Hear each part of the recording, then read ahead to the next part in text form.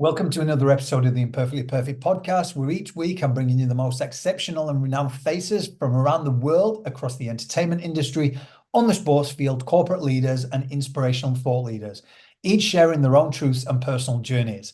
Today, we have another amazing guest in the house, former co-host of Network 10 Studio 10 and gracing television screens across the world as a pro dancer and actor from Ireland. Tristan MacManus has partnered with the likes of Pamela Anderson, Valerie Harper, and Gladys Knight on multiple seasons of the US reality show Dancing with the Stars and its British counterpart Strictly Come Dancing.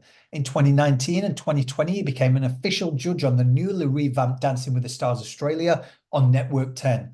From the age of 9, Tristan spent many years mastering that precision and skill in both ballroom and Latin dance, taking his talent to various competitions around Europe. Following his success, he found his feet in the West End, hosting and performing in many stage productions and theatre shows, including Dirty Dancing and Burn the Floor. Working also in film, Tristan featured as a dancer in Ella Enchanted. In between his various commitments as a professional dancer and judge, Tristan toured with the successful stage production of Irish sitcom Mrs. Brown Boys as the character Elder Peach. In 2020, he became the face of Australian breakfast television alongside Sarah Harris on Studio 10. That same year, he and his wife were the sole focus of a documentary film released on premium streaming service Stan titled Mum, Misunderstanding of Miscarriage. The film received critical and audience acclaim, with many applauding Tristan's vulnerability in opening up about pregnancy loss. Recently coming out of the jungle on I'm a Celebrity, Get Me Out of Here. Today, we've got him here talking all about that journey, all about his trials and tribulations, everything in between. Welcome to the show, Tristan. It's about time. Yeah, thank you. Sorry for taking so long to get it done, but I'm delighted you're still interested to take some time to talk to me. Oh, mate, good things take time. So it's a pleasure to have you on. But you know what? One of the things that I wanted to start with first, mate, because I'm so impressed, obviously, with what you've done and you've achieved, and I want to go backwards. But the only person I don't know out of Baywatch, you got to dance with Pamela Anderson back in the day. So I needed, because I know the rest of the cast through the IPC, and it's the only person I don't know. So if you can connect me, mate, that'd be good. No. Yeah. It's fun. It's the first time that any of my mates were interested in anything dance related in my life when that one came up. Oh man, it's yeah. But how did you, let's take it right back to the beginning then, because obviously you're from Ireland, and how did you get into dancing? Where did this come from? Did it come from grandparents, your parents, or? Yeah, true grandparents. True grandparents. They my grandparents took up social dancing quite late in life. I think my granny always wanted to do it. And then finally she went, right, I'm gonna do it. And she's like, come on, Joe, we're going. And he was like, I'm not doing dancing. So this kind of went back and forth for a couple of weeks, I guess, and then eventually she said, well, I'm gonna do it on my own then. And then he got on board, he got on board, and he got involved in it. And then he took over. Then he absolutely loved it. Yeah. Yeah. So I guess as kids, they used to take myself and my sister along to it. And for us, it was exciting because we come from County Wicklow, which is the next county south from Dublin. So for us, it was just a case of going into Dublin and meeting all these new kids. I say myself and my sister. So we got to play with a bunch of kids from Dublin for a couple of hours in there. Just we see it through our own kids now. Play dates are the best thing you can have as a kid. So it was the same for us. And then eventually they start putting us into the dancing classes without us realizing. And then yeah, that's kind of how it started. To be honest with you, there was no big dream or anything like that. I was like, I'm gonna be a dancer. It was just it was something that we were put into, and I'm sure there was times where I didn't like it and didn't want to do it, but we still went to it and did it. And then luckily for me, there was enough of an interest there somewhere where that made me stick to it, and that kind of that kind of became my career, I guess. Did you come up against any challenges? Because obviously when you was going from 9 years old, then teenage years, and what boys are like and the masculinity, and did you have to hide it, Yeah. or where you was brought up, was that just the normal thing? A lot of people do tend to go down the route of dancing. Yeah, no, but nobody does it where I'm from. So yeah, for sure, it was a secret for a long, long time. It was something that I was quite embarrassed about, right up into my teens. It's a funny one because I played football as well, and football was what I wanted to be. I wanted to be a footballer, and like most kids, I had enough confidence to think that I could, and that was my dream. So everything went into that. But dancing just happened to be the thing that I was good at. Yeah. You know, so I kind of like everyone. It was something I did, and I took for granted that I was good at it. You know, I kind of had a natural thing for it, and then later on, the hard work went into it. But at the start, it was just we were kids who were kind of good at something, I suppose, but not good enough to want to tell people about it. You know, so yeah, I came from a quite a rough background neighborhood. So it definitely wasn't something I would have told people. You know, I kind of took enough. I took enough beatings. I got into enough scraps without people knowing that I was a Latin American and ballroom dancer. You know, so yeah, so it's that I was quite embarrassed of and secretive about for a long time. People found out a little bit later because we were on a TV show. It was called 12 to 1, which was like the midday show on RTE, which is our national station there. And yeah, so we done that for a couple of weeks, and I had no fear of that because it was on during the hours that we were in school. But I always remember one time that it was a freezing cold day, freezing cold for Irish people, not for everyone else in the world. Everyone assumes Ireland's cold anyway. But it was a freezing cold day, and all the heaters in the school had frozen over, so they sent us home. Or we didn't have to go to school that day. Sorry. So because I didn't have to go to school, I went into Dublin to rehearse dancing, and then I came back earlier to do me football training. But obviously, all the rest of the kids went home too. So everyone, well, not everyone, most people saw it, and then just like kind of a bushfire. When people hear about it, it just spreads and it spreads and it spreads, and that's how everyone found out that I was a dancer. Wow. You know, so I kept doing it for a while. Luckily enough for me, people found out I was a dancer, but they found out I was a decent dancer. But that didn't seem to matter at the time. So Yeah. for some people, they're like, "Oh, at least you're good at it," and then some people are like, "You're still a dancer."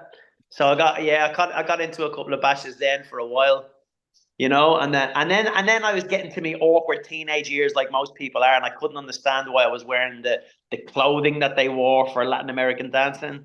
I didn't understand why we had to put on makeup to do it. You know, I didn't understand. I just there was just a lot that I didn't understand, and I couldn't justify it enough. And again, I was still embarrassed. Like, you know, I talked a little bit about it in the jungle. I was just my biggest fear as a child was that people would think I was gay. Right. And like I said, that in itself is embarrassing. But it's a kid's point of view, I suppose. Growing up, I didn't want anyone to think I was something that I wasn't. Mm. You know, and obviously my understanding of everything and kind of I didn't have that understanding as a child, you know? I didn't understand why it would be the worst thing in the world in my mind to be gay. I just understood that I didn't want to be it, and I didn't want people to think I was. And there was that connotation that if dancing was something that you did, well then you were clearly that. Like obviously the world has changed an awful lot more now, and a lot of people are a lot more confident and comfortable in being themselves, which is huge. But again, maybe it was like that at the time as well, and we just don't understand it. You know, Yeah. I mean, when people say stuff like that, it's not the masculine thing to do, and it's not this and it's that. I think the most masculine you can be is comfortable enough in making your own decisions. Yeah. You know, and I think I really feel that as a kind of responsibility now with my kids as well to kind of just make them feel as comfortable, as confident, and as comfortable within themselves, and not to feel a need to justify things that they like, that they can just like them.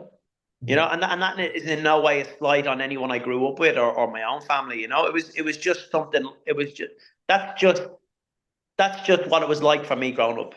Mm. You know, and again, maybe if I was a little bit more mature, maybe I'd have a different perspective on it. Yeah. Yeah. I think that thing when it comes with age, doesn't it? Because you look at your kids now, and I've got two young ones as well, and you think like, just be you, because when you're older, you don't worry about all this crap that we do when Yeah, we're yeah, going through it. So When everything started kicking off for you in terms of the fame, and you were getting gigs in the US and the UK and dancing, and your profile was getting bigger. Yeah. How did you then, and I always ask this question because a lot of people wanting to get into entertainment, and from an external point of view, what I've seen through IPC these days is it looks glamorous, but there's a lot of rejection. There's a lot of waiting around, like we were speaking about earlier. There's a lot of things that we don't see mentally struggling if we don't get a gig, and the competitive of that industry. How did you go with that, coming from a small place to be thrust into kind of going to London and then the US? It's kind of hard to say, to be honest with you. Maybe maybe I didn't. I was so green with everything, and I suppose all that side of things, certainly TV, came to me quite late. I was mid to late 20s when I got on Dancing with the Stars. Granted, I traveled the world touring before that with dance shows, but the TV stuff came really late 20s.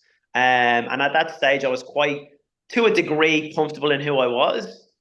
But like I said, I was very green.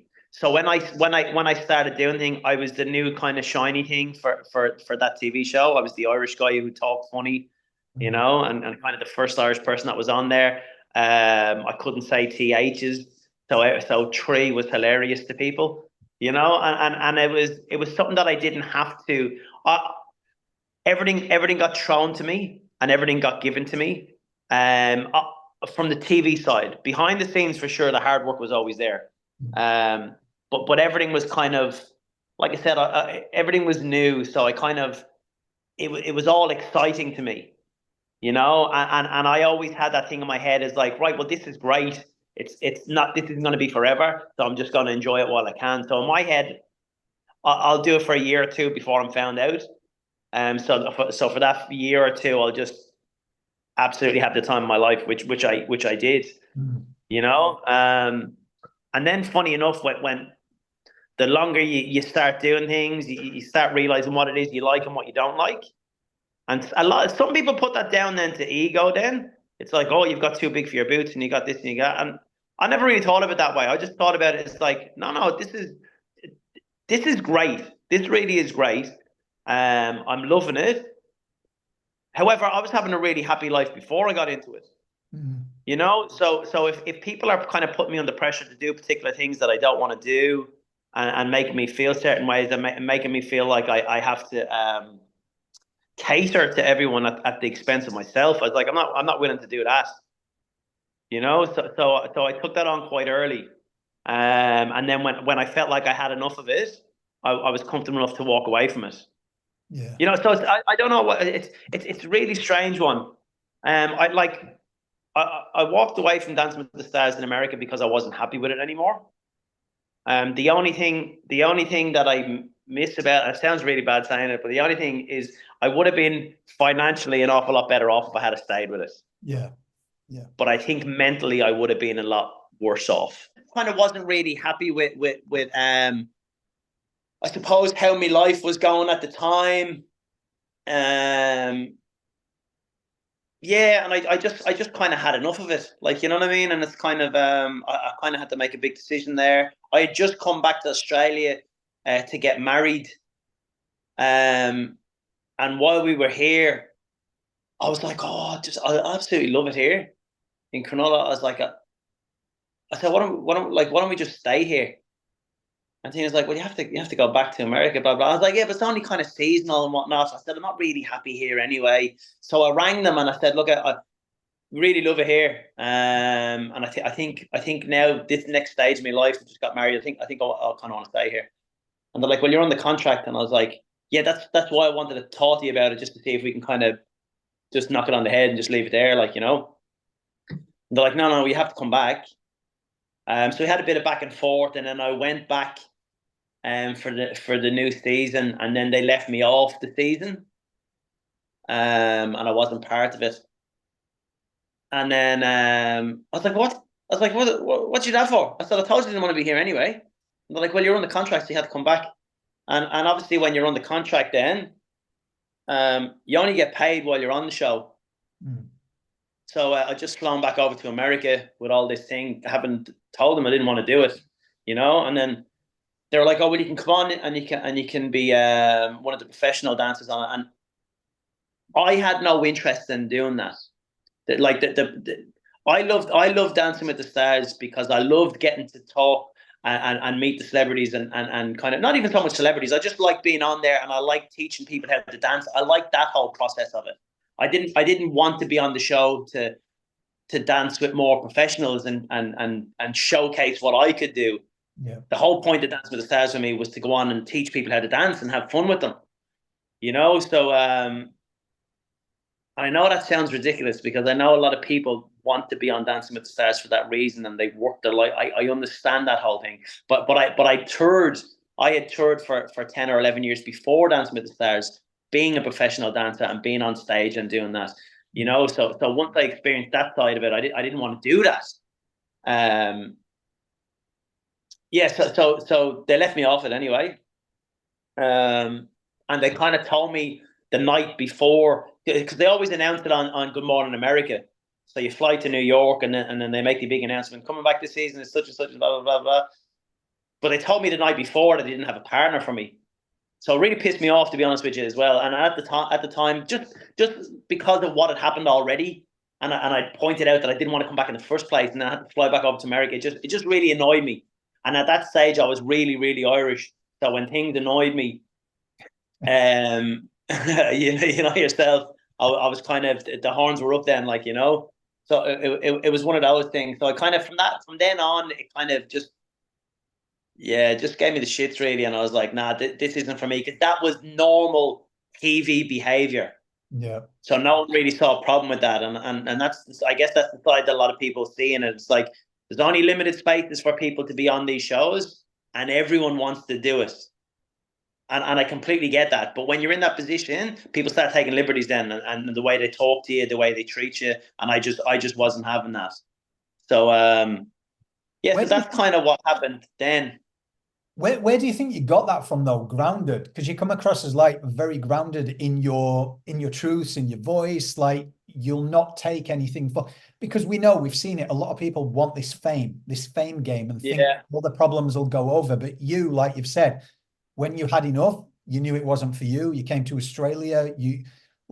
That's being grounded in knowing who you are and what you want, I suppose. But a lot of people wouldn't be like that. They'd be like, I need to do it because then the fame will go, and then I won't know what to do. And I grew up in a council estate, and I think people, I think people, you grow up with people, and you grow up with certain things, where people will ground you pretty quickly. Yeah. And I think there is, it's funny because there is that kind of thing, certainly from my estate that I grew up. I think people, I don't know, you probably kind of give them, maybe you don't give people enough credit, you probably don't give people enough credit for just wanting people to do well. And I very much feel that with a lot of people who I grew up with. And although I was doing this, I was in Hollywood and I was the other side of the world and I was traveling the world and I was doing well, people were behind me on it. Yeah. And I really appreciate that, and probably didn't at the time, but yeah, I think there's that part of it, and there's people always want, everyone works hard there, people always want more. They want more money, they want a better job, they want this and they want that, but not at the expense of everything. And not at the expense of particular things. And that's a characteristic that a lot of people don't give people credit for. Yep. And I think I was lucky enough to grow up with that, and I suppose as well,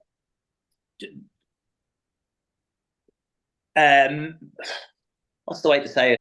I was easily driven as a child, and I wasn't really strong of mind in that sense as well. So it's kind of when I got to a stage in Hollywood when everything was being given to me, I could have went one of either way, And now, luckily for me, I've never been into drugs. If I had even had a taste of drugs when I was in America, I would have been finished, absolutely finished. Now I did drink an awful lot, and I do accept that that's a drug as well. I get that, but I always felt safer with drink than I did with drugs. So I went deep into that hole when I was over there, and it's kind of yeah, I just kind of mentally I got to a stage where I went, right, well, this is really hurting me now, and I don't know what it was, but I got to a stage where I go, right, well, I can try and make a decision now, or it's going to be made for me. And I think, yeah, I don't know. I think I made a decision. I was also I wasn't very confident in what I did as an adult. So what I did as a kid, I was very, very confident in. As I grew up and more insecurities came in, because I was always afraid that people at home would think I got too big for my boots. So I used to always humble myself an awful lot that way as well. And I was always afraid that people would think, oh, he doesn't know who he is anymore. He's forgotten where he's from, and that kind of played on my mind an awful lot. And yeah, I kind of just, the insecurities were I started getting a lot of injuries because I wasn't looking after myself. But I also in my head I wasn't good enough to be in Dancing with the Stars. When I looked around at all the people who I was dancing with, they were at such a higher level than I was at. I felt like the thing that I had gone for me was my personality and being bubbly and I could always do that, and I could do that whether I was on drink or not. But in terms of keeping up with the ability of everyone else, that always played on my mind. So if I was always kind of a little bit hungover, or if I was a little bit this or if I was a little bit that, I'd always have reasons why today didn't go so good, and I kind of use that crutch an awful lot. But also with that, when you're not feeling physically at your peak and you're not feeling mentally at your peak, when people say stuff that annoys you, that's when I wanted to start ripping faces. Like, you know what I mean? And because it was the TV world as well, it was just everything. It was just a perfect storm of destruction. And I had that self-sabotage thing that a lot of people have as well. So on one side, it's great because people are like, oh, well, can you believe Baywatch? Can you believe Motown? Can you believe whoever it is? And that side is great. And I love that side of it. But the stuff, the TV magic that went around it, I couldn't deal with that. I felt like I was living lies here, so it's kind of, I don't know. It's I'm laughing because it's such a mirror image. I grew up working class, council estate, all of that, very similar. And what I've achieved with the Imperfectly Perfect campaign, I'm grateful, but people don't see how much I belittle myself the way when I've listened to other people speak and think, oh, I don't sound as good. So everything that you're saying, people don't see it. With a platform, you listen to other people and I'll get up and speak and say, why are they asking me to speak? What have I got to say? I don't sound as good as them. And that has come from what I've had to work through, very similar, the childhood stuff, because I've had in the past, like, oh, you've changed now. Look who you're hanging around with. Celebrities now. So you must be. So I'd dim my light and I'd be like almost taking the piss out of myself. This world, man, you don't have to put yourself through. Yeah, I think as well, like with that, like what we probably both grow up with was people will tell you exactly what they think. Yeah. And kind of and as abrupt as it is and as rude as you might think it is, that's all I ever wanted, and it's all I ever craved. And I felt like it was the opposite within that industry. And I know, and I have to in one way, I have to be careful what I say because it's still in the industry. That's the way it is, and people are just like a lot of people do blow smoke up your arse, and when you're hot, you are for people. You know what I mean? And again, it's trying to get work now without a profile and this and that. It's a pain in the arse, but that's just the way that is. But certainly in America, I just always felt. I just always felt like I was looking for genuine, Mm-hmm. and a lot of the time I wasn't around it. There was a lot of good people as well. Don't get me wrong, but when the majority is fake, you start letting yourself believe that everyone is, and you kind of miss the signs along the way. You miss the good people for a certain amount of time because you're blinded by the majority. And kind of like I'm looking to have normal conversations with people, and you're just and people are asking you questions because they want information out of you. They're not asking you questions because they actually want to know the answers. And I struggle with that because I was clinging to a sense of home, and I wanted that while I was so far from it. I love this conversation because it's very similar, like, because I've almost laid in bed with the entertainment industry with what I've done and got to know. You've almost not got to become cynical because there are great people along the way. But there's been times where, like, I got on TV at once and I brought someone on, and then a producer of another show came and then was like, Glenn, don't worry, it's parallel publicity. We'll look after you. We're helping you. Yeah. Next minute, they took over everything. Never heard from them again. And I was like, okay, I realized. Yeah. And it's like, how do you maneuver? So to be in that industry, the more I've learned and got to know people like yourself, and I don't know how people do it. People see this spotlight, and when they see a campaign like IPC in the past, someone's gone, oh, I'm a celebrity, and now they're sharing the story. But we're human. Everyone's human, and everyone grows. People with a profile or platform actually do have it harder because you can't say anything right or wrong. You can't, like, always going to have that scrutiny, and then not knowing how to maneuver an industry where you don't know who actually wants to know you, Tristan, for Tristan. Yeah. To be honest with you, you just kind of have to get your head around that. It doesn't really matter in the end. You know, like, it doesn't matter what people want to know. Like, the thing is, the biggest surprise when people go, oh, I met such and such, whoever was, and they were great. Can you believe it? They're exactly like they're on TV. And that's such a surprise to people. And it's a shame that it's such a surprise to people because people should be exactly who they portray to be on TV.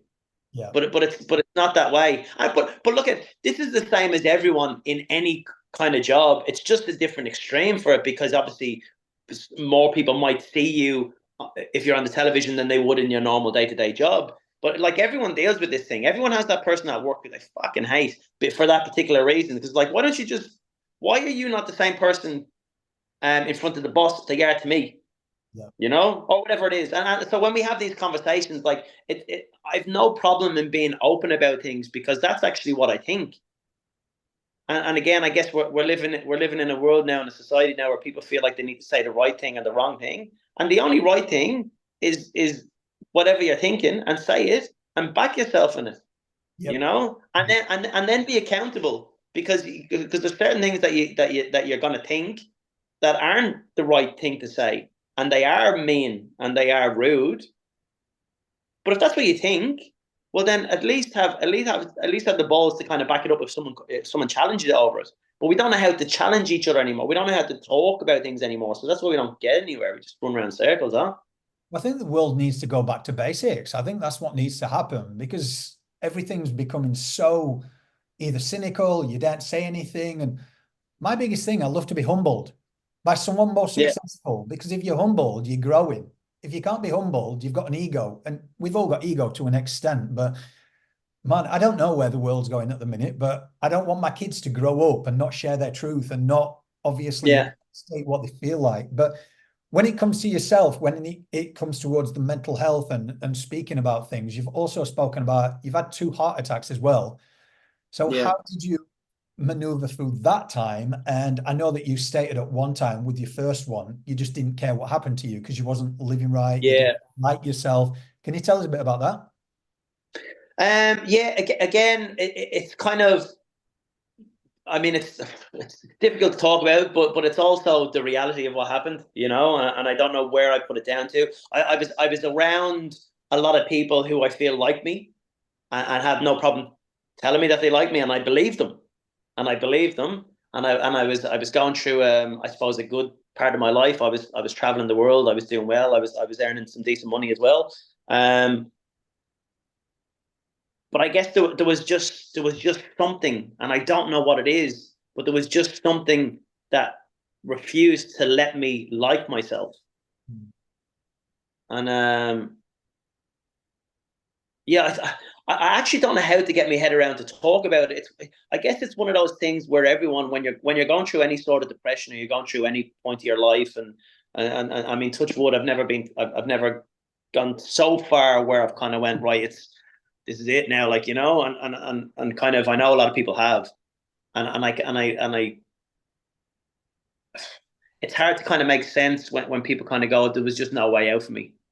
Like, you know, but at the same time, I understand, because I can't contemplate or understand how I dislike myself so much. You know, I kind of like, there was so much going for me at the time. You know, and I was around people who I knew loved me and I knew liked me for me, but I just didn't like myself. Mm-hmm. I just didn't, you know, and I kind of like I said, I was drinking so much, and I was drinking to be happy. And I was I don't know, I was drinking when I was happy, I was drinking when I was sad, I was drinking to feel something, I was drinking to feel nothing, you know. And yeah, Frida Kahlo said something like, "Oh, I used to drink to drown my sorrows, and then they learned how to swim." You know, it was one of those things. I don't know. So I guess, like I said, I wasn't looking after myself. I wasn't sleeping at all. I was just literally out the whole time, meeting strangers, speaking to people. You know what I mean? Just sitting at bars all night, talking to complete strangers and having a great time. Um, and obviously wasn't looking after myself, so I wasn't sleeping, physically running myself into the ground, and then eventually it just caught up with me. And but at the same time, like I said, I had a heart attack, and then I didn't. I woke up and I was on the ground. I was brought to the hospital and stuff, and then I just didn't care how that one ended. I just didn't, you know, I didn't. And you don't think of everyone else and how sad it would make everybody else, you know. And then funny, the shame and the guilt of that put me into an even bigger spiral afterwards. You know, you think you're at breaking point, and then you kind of go, "Oh, imagine I had it went through that. Imagine that had it happened." And then the thought of making the people you love so much sad, I think you're doing them a favor, like, you know, but you're making it even worse for them. Yeah. So then just getting your head around that. I don't know. Like I said, it's Yeah. I mean, I'm trying to talk about it. I don't know how to talk about it because I don't know how I feel about it, and I'm always afraid. Um, I never want to be a voice for anything. Yeah. You know, I can only really talk to my own experiences, and I know people will kind of relate to certain things, and they go, "Oh yeah, now I can relate to that because that happened to me as well." So now I'll listen to the next part because the next part's how I need to go. I don't know how that works that way. Yeah. I Well, don't like know I how was it saying to works. you, I was saying to you earlier, that's why I appreciate and respect about you, because there's a lot of people who try and find the answer and they want to come across as if they know.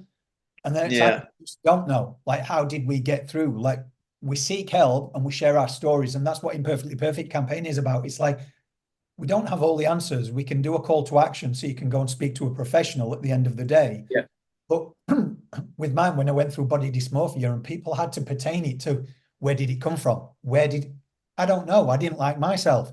And I don't know where it came from, because when I came to Sydney, I was the first on the beach without my top. Turned 30, yeah, and suddenly started hating myself. I was like, so I respect that about you, because you speak that. And like you said to your co-host, Sarah, on the show talking about your heart attacks, like, you didn't want to say the wrong thing. And I think a lot of people just go straight into things without respectfully sharing their truth and go, I don't know everything. I'm not a yeah, professional, but I'm sharing my story. So yeah, respect that about you, mate. yeah. I appreciate that. Thank you. I think it's yeah. I think it puts people on. It puts the listener under pressure then to Mm. feel as though they need to have the answer. Yep. You know, and I think kind of, I suppose that's something I've kind of I don't know, got my head around a little bit more, that sometimes when people, you need to be able to be a sounding board for people, and you need to understand that not everyone is looking for an answer. Sometimes they're just looking for an ear, you know, and it's kind of and I think that's the thing. It's not so much me saying these things for the people who get it and who understand. It's for the people who don't, and kind of go, "Oh, well, you're telling me to do this, and you told me to do that, and you told me that would get better, and this and that." And I'm not saying that. I can only tell you what I kind of lived through, and then, like you said, you have to speak to the right people, but you have to find it within yourself as well. If you have to, if you want to talk to someone, be very clear at the start. Look at, I'm going to say these things. I'm not looking for an answer. Please just be an ear for me, you know? Because when as soon as you do start telling me these things to try and fix me or whatever it is, it's hurting me even more. So I just need to be able to get it out, because for me, talking about it, even though it seems very frazzled, and I'm getting quite frazzled talking about it, it actually does help to get it out there. But I know a lot of people are reluctant because they're afraid of how they're going to be perceived when they put it out there. So don't be afraid to just kind of say to someone, look, I'm just looking for an ear now. I'm not looking for an answer. I'm just looking for an ear.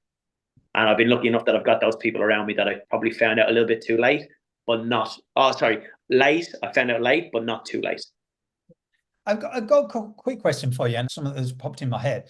So you went in the jungle with several celebrities, and it's like, you've got the cameras on you. Is it 24/7? They're literally filming everything. So there's bound to be conversations that are real. You're all human. And when you do speak about things like this, and then the media sometimes can turn that round for a story, but almost as clickbait, whereas then people can jump on top and say, oh, are people doing it and media doing it to like highlight it for this reason? Do they just want more attention? How does that make you feel in the public eye, even though you are human and you're going, I was merely having a conversation with somebody. Yes, there's cameras 24/7, but it's still my truth. And the media have turned it round, and now it's made to look like I'm looking for attention, so to speak. It's hard when anything is taken out of context, especially when it's put to, well, such and such said this about that, you know, because out of context, everyone gets fired up about it, and they get this and they get that. And there's some parts of the media who know exactly why they're doing. That's why they never put their name to it.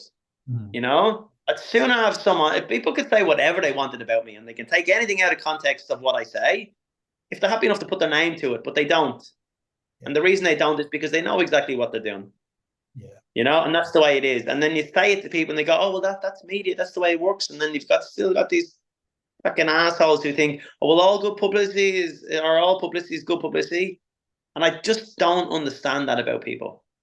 And the thing is, like I said, I'm open, so I'm happy to talk to everything. I'm happy to refute anything. I'm happy to double down on anything. But people need to understand as well, it's not about how it affects me. It's about the people who it affects around me. Like, the worst thing is if my kids reading stuff about me. You know, reading stuff about me. And if they brought stuff up, I'll say it to them. But if they're reading something that someone else said that I said, when that other person knows that I didn't say that, that's just being an asshole. Yeah. And it makes someone else happy, and they have no backbone to kind of say those things, because they don't have to be accountable for it. And which is the broader thing that I'm saying about everyone right now. Again, when it comes to social media and stuff, as good as social media can be, no one is accountable for anything anymore. Yeah. You know, and then as soon as you're telling people or calling people out and making them accountable, then you're toxic. And you're this and you're that, and so there has to be a balance. There has to be a balance somewhere in between, where people kind of go, you know what? Yeah, I shouldn't be talking to people that way, but you probably shouldn't be saying. There has to be a balance here somewhere. And if we're happy to have these conversations, and we can there's nothing wrong with heated conversations anywhere. There can be respect in that as well, but we just don't know how to respect people anymore. We don't know how to be accountable for the things that we say. Yeah, and it does need change, because even when I go, like, and I've done some press obviously with IPC, and it's like, it gets this buzz around it, and it go, oh, celebrities are talking all different industries about mental health, but then the next following week it'll be chastising a celebrity or pulling them down, and then the next minute we're talking about mental health again. So that, to me, I've never understood. Going, how can you be part of the problem if you're not part of the solution? You're picking people up to pull them down, and then someone sadly takes their life, and then there's no accountability. And it's like, well, we need to look at that, because look at obviously what social media is doing to our kids. And there was a thing on 60 Minutes the other night, just the mental health and the epidemic with it all. But mate, trying to right the world here. Well, but look at mental health is always it's always been huge for everyone, and people have always had to deal with it in a different kind of way. But again, there's just so much to process right now, and unfortunately, you've got we've got too many people in the world who are more concerned with other people's lives than their own.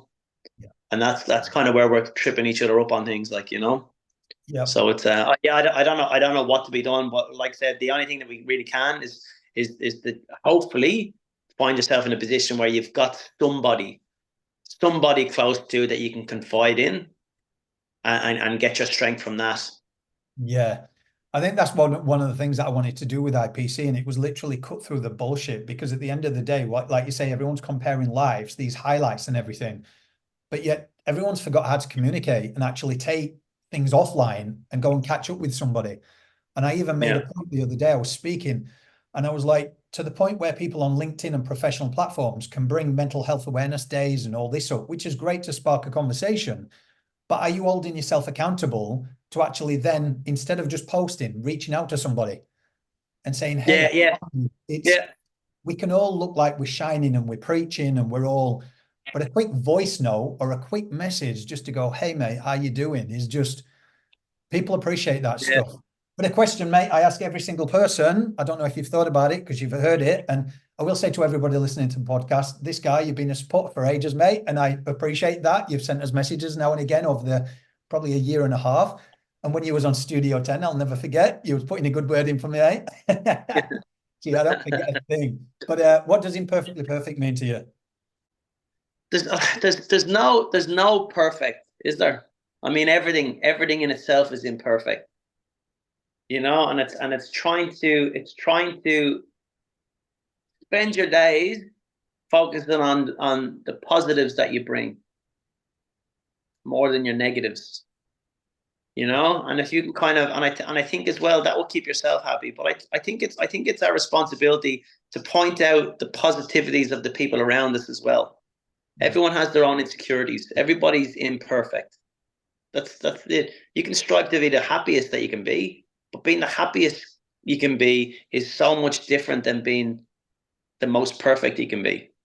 The biggest thing that I had to learn, I suppose, being on the show, the morning show at the time, is I know the things that I like, and I know why I like them.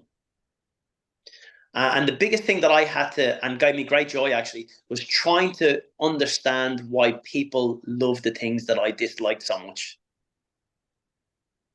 And certain things, and I take the piss all the time about, another dog's fashion show or another this and another that.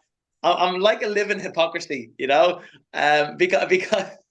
see one of the things that irritates me so much is people doing TikTok videos out in the street and stuff. I don't know why they annoy me so much, but on the flip side, I go, fair play to have that much confidence in yourself and to kind of find what it is that you like and what makes you happy.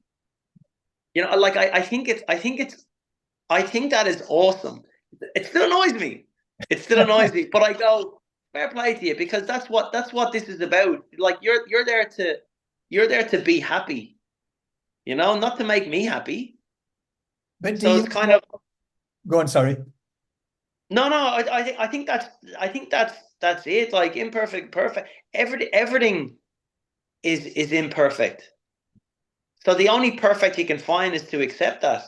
When you were talking about TikTok, do you assume, maybe it's me growing up in Yorkshire, maybe you're in Ireland, where you think of your 3 to 5 best mates and you think, imagine going to the gym with them or down the pub and going, by the way, I thought of this dance routine, let's practice it. And then and I think they've got so much confidence, because I had a guy from TikTok who blew up on the show and I wanted to know his behind the scenes, if it was what it was, you know what I mean? What all painted it to be, and it wasn't, obviously.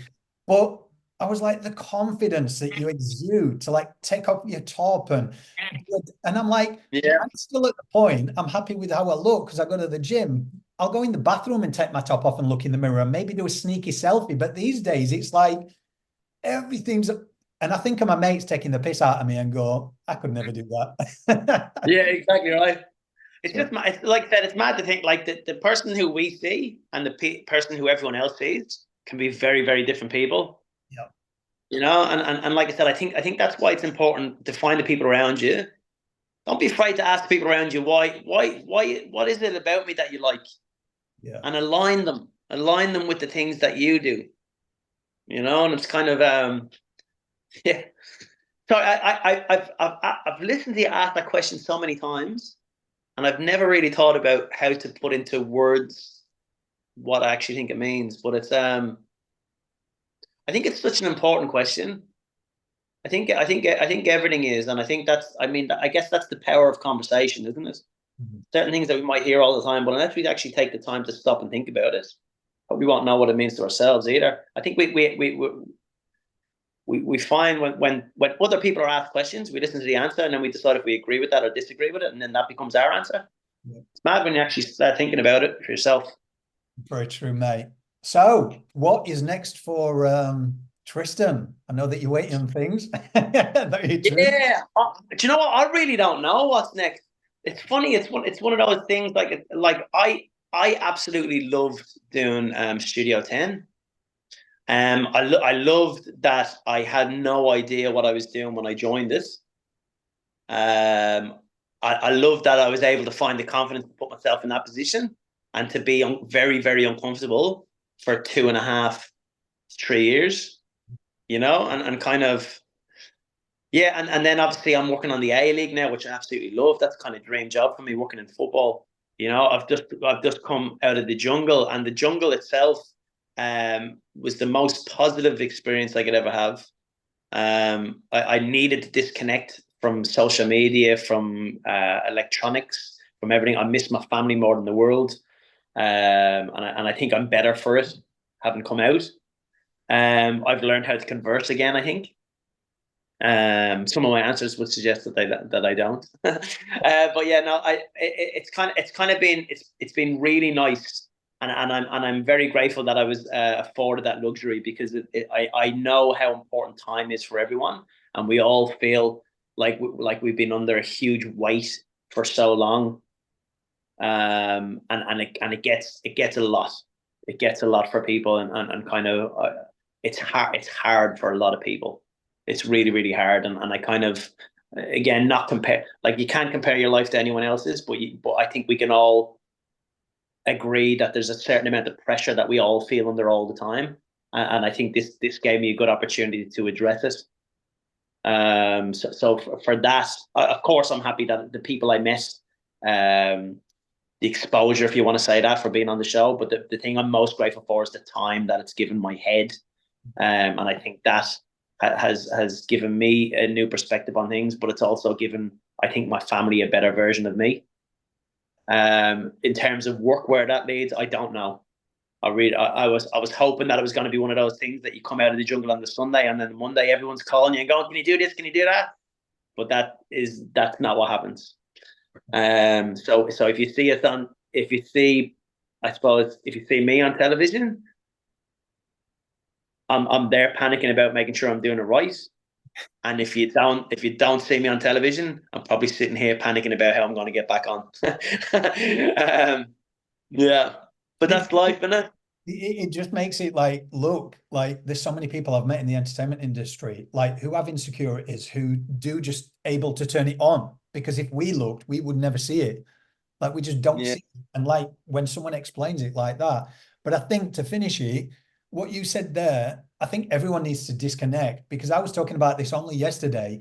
You know, when you was growing up and people would say like, oh, what do your mum and dad do? It won't be a huge topic of conversation, but maybe like my mum was a dinner lady at one point and my dad was a welder. You'd mention it, it'd be the end of conversation. But these days, it's yeah, like you say, it's this whole thing around it, like how much money they're earning, what you're doing, the highlights. And I think that's where we need to go. Like, who cares? They're putting food on the yeah, table.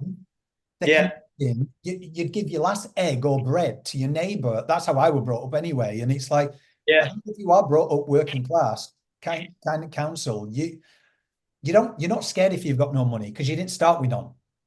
So yeah, it's all that. But I do yeah, wish the world would go to that so people can reconnect over a beer or a drink, whatever, and just yeah. Do you know, know. it's as easy to start, and it's as easy to start as just knocking on the door next to you. And God, it's heartbreaking how few people know their next door neighbors.